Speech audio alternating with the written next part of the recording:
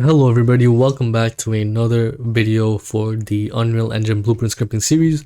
So today we're going to be going through save game objects. So basically what that means is we're going to be able to save and load data. So when you actually have the game just raw, when you start it off, all the data is going to be reset every time the level loads up. So it's going to be reset to the default values. So how do you actually save data? So if you actually try it here, so if you actually create a new variable in the player blueprint, and let's just call it player deaths, right? So player deaths, and if you actually change the variable, this is going to be an integer because you can have 0.5 deaths. So go ahead and compile and save that. And let's just make it so that here, whenever the player dies, we're going to go ahead and add this value. So let's say the player deaths here. Let's go ahead and add, and we're going to get the player deaths here. So you get the amount of player deaths, then you add 1 to it every time the player dies. Go ahead and link that up, compile and save that. So actually we need to print this out as well. So we're going to print out a string here, and let's go ahead and print it out right after, just to kind of show you guys what's happening. And let's change the color to blue, dark blue. So if I die, as you see, well, let me actually fix this really quick. So we wanted to only do it once. So if the player dies, we're going to do a do once. So do it once node basically just, it's pretty self-explanatory. It does it once and then it can't do it again unless it's reset. So unless something else here resets it, this node will only be able to pass through once. So if I actually compile and save this, because if the player dies, they're going to only die once, right? If I do this, the player death is 1, but if I do it again, it's going to be 1 again, right? As you see in the top left, it stays on 1. So how do we actually save the amount of player deaths that is being shown, right? Because every time the level loads up, it's being reset back to the default value, which is 0. So that's where save game objects come into play. Before that, I'm just going to quickly, just for visual purposes, so let's go ahead and delete this. I'm going to be doing a UI for it. So I'm going to be putting a text in. So just so you can see, because I feel like the print string in the top left is a little hard to see. Let's go ahead and go on our main menu, or sorry, player HUD, main widget. And let's create a text here. So I'm just going to do it really quick, since we already kind of covered this. Let's go ahead and do this, make the anchor. Just not really being precise with it, and we're gonna just name this player deaths text. So I'm gonna be showing the amount of player deaths here, and what we can actually do is bind the text here, create binding. Let's go ahead and as you can see, we already have a reference to the third person character like we did in the other video. So here we can just get player deaths, and then what we're gonna do is to string.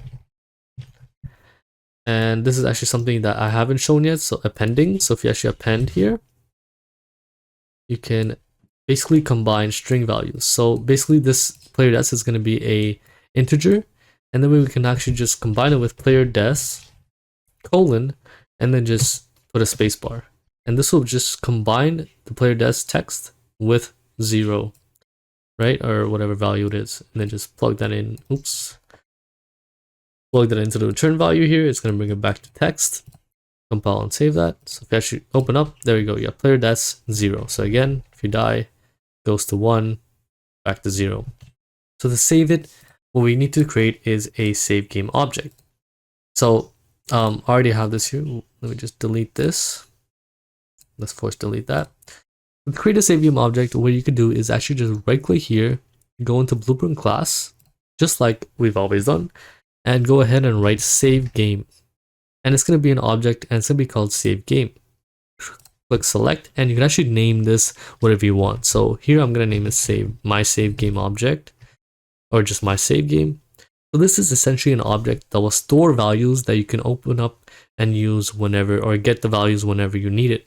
So if you actually go in here, it's another blueprint here, just like normal. But what you're going to do is just create a variable. And these are going to be the variables are where you're going to save. So whatever you want to save, whenever you want to load up new data, this is where you're going to do it. So we're going to do a player deaths variable here, just like in the player character blueprint, and you can just leave it like that. So any other variables you want, you would put it in here, just so you know you can actually save the object or save the values here. Then you can just close this out. So to actually save the data, what you need is a save game object created with it. So what you would need to do is, let's go ahead and create a new event here. Let's add a custom event and let's name it save game object or save game creation, right? So what we're gonna do is, first we need to check if the save actually already exists. So what you do is you actually just go ahead and pull out of this and just write, does save game exist? Now it's gonna bring you this node and it says slot name and user index. Like I said before, in single player games, it's always gonna be 0, so it doesn't matter. Slot name is what we need. So this is essentially gonna be the name of the save where you're gonna keep certain values. So one save could be save 1, and basically that means that this is gonna have a batch of values, right? Player deaths, experience, stuff like that.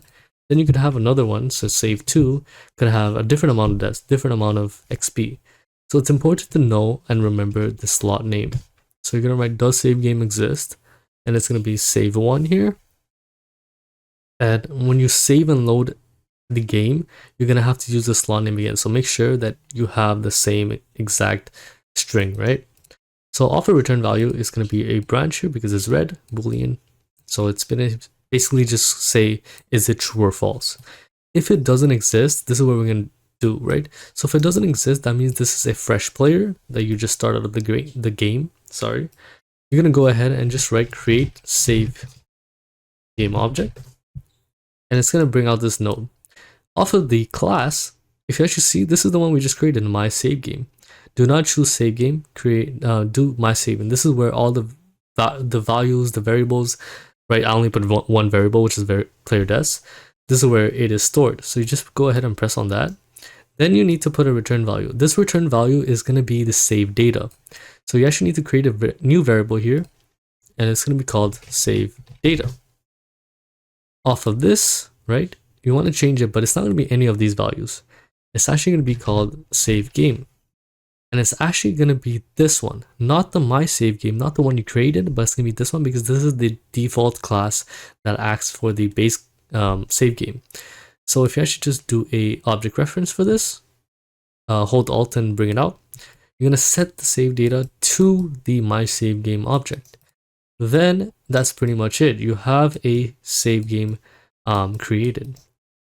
Now, if the save game does exist, what is going to happen is we're going to go ahead and load it.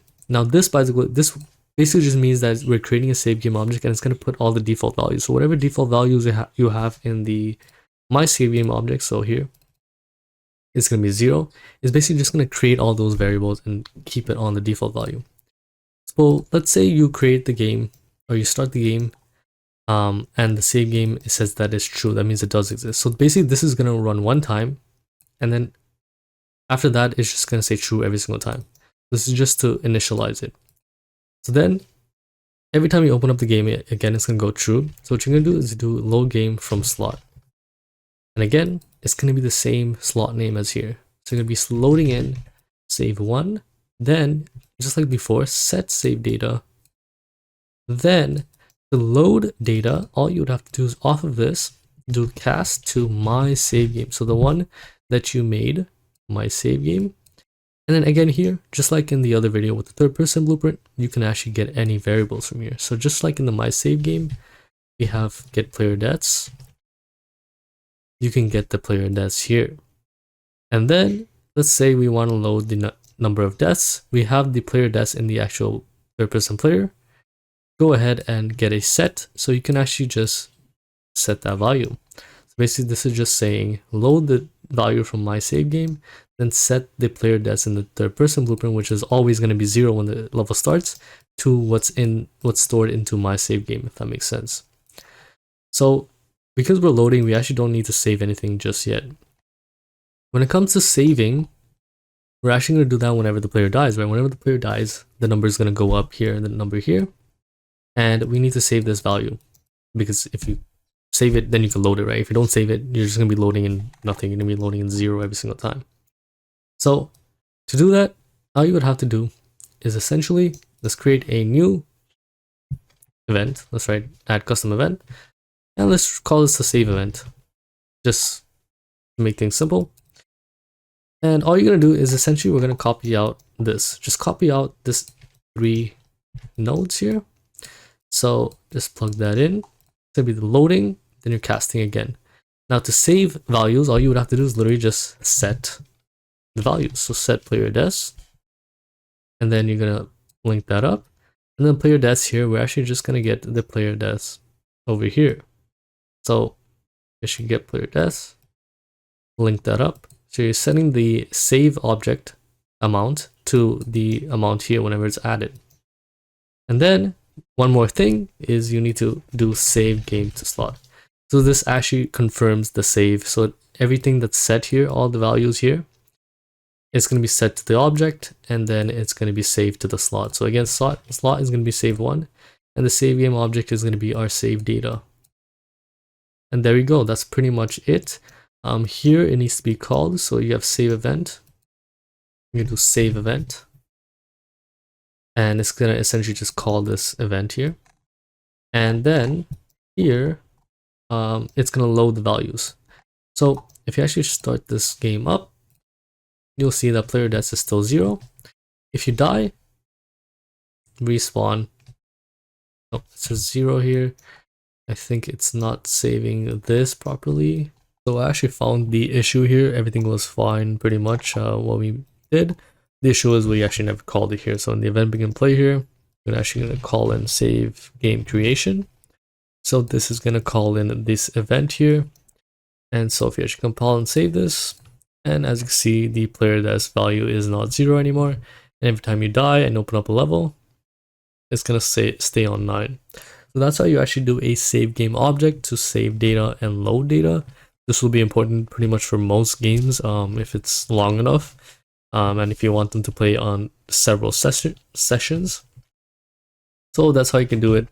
In the my save game object here, you can add as many variables. So you can have, player XP, things like that, and you can add this whenever. So this save game save event and the setting of the player des here, this is essentially when you want to set these specific values. This, you don't have to go through every single value here. You don't have to go through just like the one we just made, player XP, and set it each time. So whenever you want to set a specific variable, this save game to slot is going to assume that every other variable that is in the my save game, whatever is already in there, is going to be saved to whatever it already is. So all you have to do is whenever you save a value, just set whatever you want to save, and then everything else will stay exactly as it is. So that's something that could be pretty useful to know.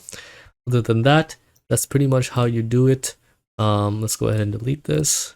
And that's how you save an event or save a value and also load it as well. I hope this helped. And I will see you guys in the next video.